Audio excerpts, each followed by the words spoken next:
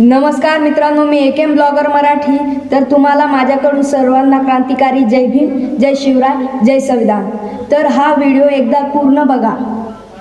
त्यांनी मला 8 दिवस अगोदर धमकी दिली होती की जर संतोष देशमुखला मारलं तसंच आम्ही तुला मारू म्हणून। आम्ही त्यांच्यासोबत भांडण्याच्या उद्देशाने नव्हतोच, कारण त्याच्या बाया 150 होत्या आणि माणसं 150 होती। आम्ही 15 जण काय कुठपर्यंत पुरणार होतो जायला।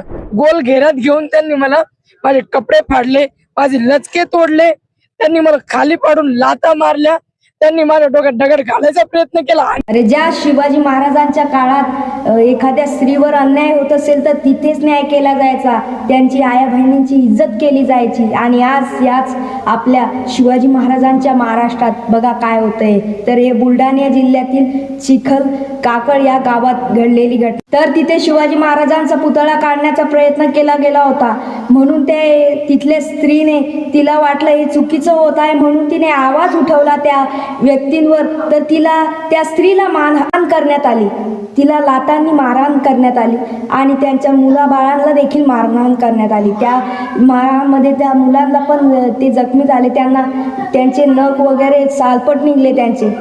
तर हे काय होत आहे बघा या शिवाजी महाराजांच्या महाराष्ट्रात। मी त्यांचा जाहीर निषेध करतो आणि त्या आरोपींना लवकरात लवकर अटक करण्यात यावी, एवढीच माझी नम्र विनंती। तर जय भीम, जय शिवराय, जय संविधान।